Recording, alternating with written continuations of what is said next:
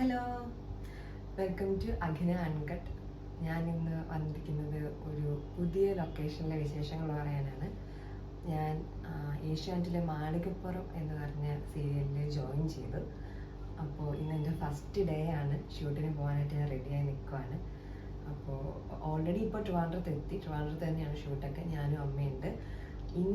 ഇന്ന് നിങ്ങളെ കാണിക്കാൻ പോകുന്നത് മാളികപ്പുറം ലൊക്കേഷനിലെ എൻ്റെ ആദ്യത്തെ ദിവസം എങ്ങനെയായിരുന്നു എന്നായിരിക്കും. അപ്പോൾ നമുക്ക് ഷൂട്ടിന് പോകാം. ഓക്കെ, അപ്പോൾ നമ്മൾ ലൊക്കേഷനിലെത്തി. ഞാൻ എൻ്റെ മേക്കപ്പ് സാധനങ്ങളൊക്കെ എടുത്തു വെച്ചിട്ടുണ്ട്. ഞാൻ സെൽഫായിട്ടാണ് മേക്കപ്പ് ചെയ്യുന്നത്. അത് കഴിഞ്ഞിട്ട് അവരൊരു സാരി സെലക്ട് ചെയ്തു. നമ്മൾ തന്നെയാണ് കോസ്റ്റ്യൂംസൊക്കെ കൊണ്ടുപോകുന്നത്. അതിൽ നിന്നൊരു സാരി സെലക്ട് ചെയ്തു. അപ്പോൾ അതൊക്കെ ഇട്ട് എൻ്റെ ഫസ്റ്റ് ലുക്ക് ഇതാണ്. ഞാൻ റെഡി ആയി കഴിഞ്ഞു. ഇനി അടുത്തത് ഷൂട്ടിംഗ് ആണ്.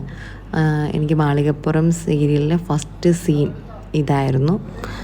എനിക്ക് ഉണ്ണിമോളുടെ കൂടെയായിരുന്നു കേട്ടോ ഫസ്റ്റ് സീൻ. ഞാനും ഉണ്ണിമോളും കൂടെ ഉള്ളൊരു സീനായിരുന്നു.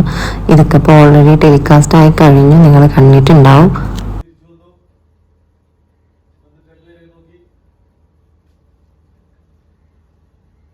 ആന്റി ചോദിച്ചു, മോളെന്താ ഒന്നും മിണ്ടാത്തത്? ഈ മാമൻ ചോദിച്ചിട്ട് കേട്ടില്ലേ? മോളെങ്ങനെയാ സർപ്പക്കാവിൽ എത്തിയെന്ന്? പെട്ടെന്ന് ക്ഷീണം വന്ന്, അല്ലാത്ത ക്ഷീണം, കിടക്കണമെന്ന് തോന്നി, പതുക്കെ ചാങ്ങി. ഓക്കെ, ഇതാ ഇപ്പോൾ ലഞ്ച് ബ്രേക്കായി. ഞാൻ ഭയങ്കര കാര്യമായിട്ട് ലഞ്ച് ബ്രേക്കിൻ്റെ ടൈമിൽ വീഡിയോ ഒക്കെ എടുക്കുകയാണ് ഫുഡൊക്കെ കഴിച്ച് കഴിഞ്ഞിട്ട്. പക്ഷേ ഒരു പ്രശ്നം എന്താണെന്ന് വെച്ച് കഴിഞ്ഞാൽ ഒരു വക അതിലൊന്നും കേട്ടുകൂടാ. കാരണം ഭയങ്കര സൗണ്ടാണ്, ഒന്നും ഞാൻ പറയുന്നത് ക്ലിയർ അല്ല. അപ്പം ഞാൻ പറയുന്നത് എന്താണെന്ന് വെച്ച് കഴിഞ്ഞാൽ, ഞാൻ ഇട്ടിരുന്ന കമ്മൽ ഫസ്റ്റ് ഞാൻ കാണിച്ചപ്പോൾ ഒരു വലിയ കമ്മലാണ് ഇട്ടിരുന്നത്, ജുമുക്ക. അതൊക്കെ മാറ്റി, അതേപോലെ സാരി ഇങ്ങനെ പ്ലീറ്റ് ചെയ്താണ് വെച്ചിരുന്നത്, അതൊക്കെ മാറ്റി.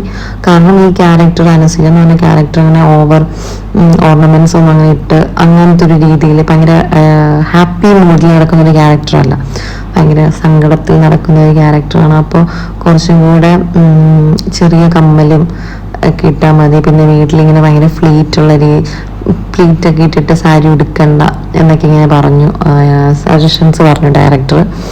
അപ്പോൾ നമ്മൾ അതിനനുസരിച്ച് നമ്മൾ ലുക്ക് മാറ്റിയതാണ് കേട്ടോ. അങ്ങനെ നമ്മുടെ ഫസ്റ്റ് ലുക്കപ്പ് ഇതാണ്. ഈ സാരിയുടെ കാര്യം പറഞ്ഞല്ലോ, ഇത് എൻ്റെ വീടിൻ്റെ അടുത്തുള്ള നീ എന്ന് പറഞ്ഞ ചേച്ചി തന്നാട്ടോ എനിക്ക് ഈ സാരി. അങ്ങനെ കഥയൊക്കെ പറഞ്ഞിരുന്നപ്പോഴത്തേക്കും ഇതാ ഒരു കട്ടൻ വന്നു കേട്ടോ. നമുക്കൊരു 3 മണിക്കൊരു കട്ടൻ വരും, പിന്നെ 5 മണിക്കും ഒരു കട്ടൻ ചായ വരും. എല്ലാ ലൊക്കേഷനിലും അങ്ങനെ തന്നെയാണ്. അപ്പോൾ കട്ടനൊക്കെ കുടിച്ച് ചില്ല് ചെയ്തിരിക്കുവാണ്. പിന്നെ ഒരു പരിപ്പോടയും കൂടെ കിട്ടി. Yes, snacks time my guys. അപ്പോൾ അമ്മയ്ക്ക് പരിപ്പോടയല്ല, അമ്മയ്ക്ക് എന്താ വെച്ച് കഴിഞ്ഞാൽ സുഖിയനാണ് കിട്ടിയത്. അതെനിക്ക് വലിയ ഇഷ്ടമില്ലാത്തൊരു സാധനമാണ്. അതുകൊണ്ട് ഞാനത് കഴിച്ചില്ല. അമ്മ അതിനെക്കുറിച്ച് എന്നോട് വിവരിക്കുകയാണ് നല്ലതാണ് എന്നൊക്കെ പറഞ്ഞിട്ട്. ഓക്കെ, അപ്പോൾ ഞങ്ങൾ രണ്ടുപേരും കഥയൊക്കെ പറഞ്ഞ് ചായ കുടിച്ചു. അന്നിങ്ങനെ അധികം ആളുകളൊന്നും ഇല്ലായിരുന്നു കേട്ടോ സെറ്റിൽ. ഒരുപാട് ആർട്ടിസ്റ്റുകളില്ലായിരുന്നു. ഞാനും ഉണ്ണിമോളും ലാൽച്ചേട്ടനും അങ്ങനെ കുറച്ച് പേരെ ഉണ്ടായിരുന്നുള്ളൂ. പിന്നെ എടുത്തൊരു സീനാണ് ഇത് എന്ന് പറയുന്നത്. ഇവിടെ ഇപ്പം നിങ്ങൾ കാണുന്നില്ലേ ആ നാഗത്തിൻ്റെ രൂപം വെച്ചിരിക്കുന്നത്, അതൊരു ഭയങ്കര ഒറിജിനാലിറ്റി അല്ലേ. നമ്മൾ വിചാരിക്കും അത് ഒറിജിനൽ കല്ലുകൊണ്ട് ചെയ്ത നാഗത്തിൻ്റെ ആണെന്ന് നമുക്ക് തോന്നും. പക്ഷെ അല്ല, അത് അവരുണ്ടാക്കി വെച്ചിരിക്കുന്നതാണ്, കല്ലല്ല. അതൊരു കാറ്റടിച്ചാൽ താഴെ പോകും കേട്ടോ. എന്താ പറയുക ഇതിന്, ബേസ് ബോർഡോ അങ്ങനത്തെ എന്തോ സംഭവം കൊണ്ട് ഉണ്ടാക്കിയേക്കുന്ന, ഒട്ടും കട്ടിയില്ല. ആട്ടിലെ പിള്ളേരൊക്കെ അവിടെ ഇരുന്ന് ഇങ്ങനെ സ്മോക്കൊക്കെ വിടുവാണ്, കുറച്ച് ഒരു രാവിലത്തെ എഫക്റ്റൊക്കെ കൊണ്ടുവരാൻ.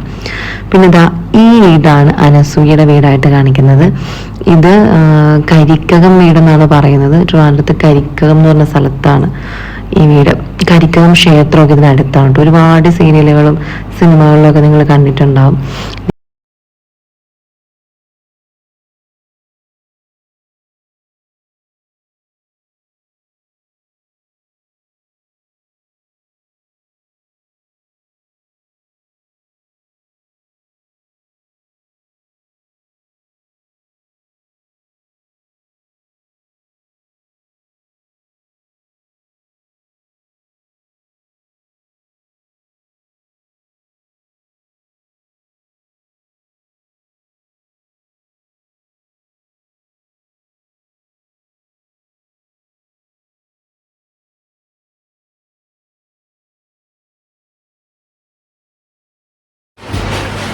ഇന്ന് രാവിലെ നമ്മൾ ഈ കോസ്റ്റ്യൂം ഇട്ടതാണ്. പിന്നെ നമുക്കിതൊരു കോസ്റ്റ്യൂം ചേഞ്ച് വന്നില്ലായിരുന്നു, എല്ലാം ഇതേ കോസ്റ്റ്യൂം തന്നെയായിരുന്നു. ഇപ്പോൾ നമ്മൾ കോസ്റ്റ്യൂം ചേഞ്ച് ചെയ്യാൻ പോവാണ്. കോസ്റ്റ്യൂം ചേഞ്ച് വരും.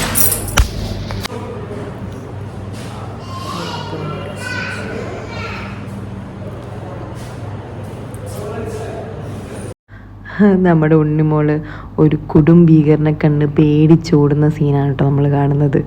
ഓടിപ്പോവാണ്. അത് വേറെ ആരുമല്ല, അടുത്ത വീഡിയോയിൽ ആ ആളുണ്ട്. ഇതാണ് ആ ഭീകരൻ. അവൾക്ക് പൂച്ചനെ ഭയങ്കര പേടിയാട്ടോ.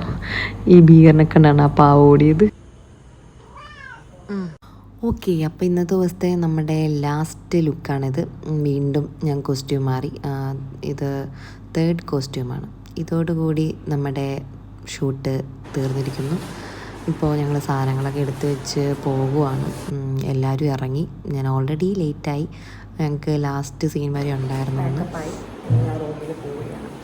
ഡ്രസ് മാറാനുള്ള സമയം കിട്ടിയില്ല. വണ്ടി വെയിറ്റ് ചെയ്യണം.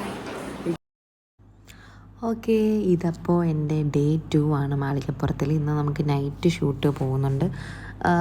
ഇത് ചിത്രാഞ്ജലി സ്റ്റുഡിയോയിൽ. ഇത് ജസ്റ്റ് വെറുതെ ഒരു പറമ്പായിരുന്നു. മീൻസ് ഇങ്ങനെ കാട് പിടിച്ചിടുന്നൊരു സ്ഥലമാണ്.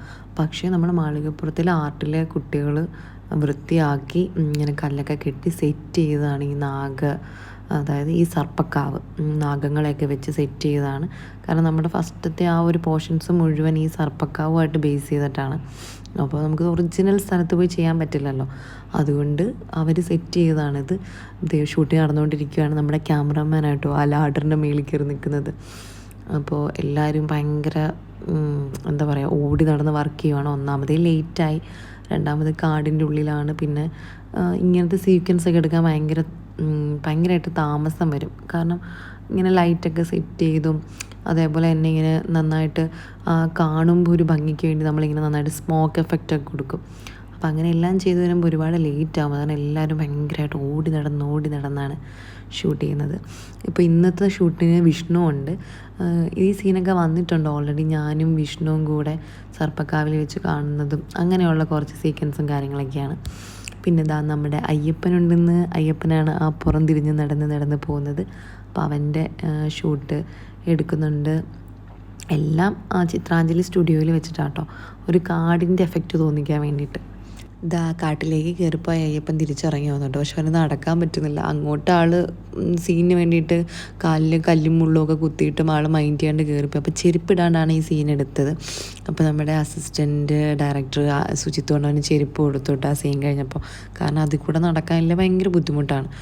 പിന്നെ ഞാൻ ഇതിൽ ഡേ 1 മാത്രമാണ് ഇൻക്ലൂഡ് ചെയ്യാൻ ആദ്യം ഉദ്ദേശിച്ചത്. പിന്നെ സീനൊക്കെ ഞാൻ എടുത്തത് വളരെ കുറവായതുകൊണ്ട് ഞാൻ ഡേ 2 കൂടെ നിങ്ങളെ കാണിക്കുന്നതാണ് കേട്ടോ ഇപ്പോൾ ഈ വീഡിയോസിൽ.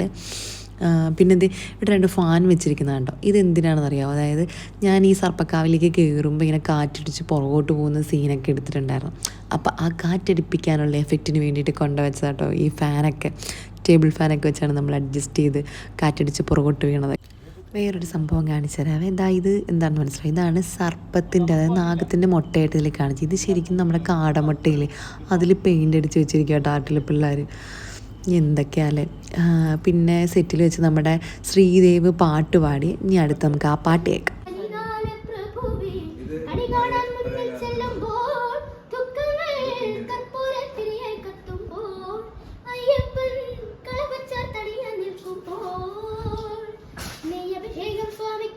പാലഭിഷേകം സ്വാമിക്ക്, തിരുവാഭരണം സ്വാമിക്ക്, തിരുവമൃതത്വം സ്വാമിക്ക്, പമ്പാ ഗണപതി പാലിന്റെ അധിപതി കൊമ്പാർന്നുണരണമൻപിൽ തന്റെ തുമ്പിക്കൈ ചേർക്കണം നെഞ്ചിൽ, വിഘ്നങ്ങൾ വിധി പോലെ തീർക്കണം മുൻപിൽ.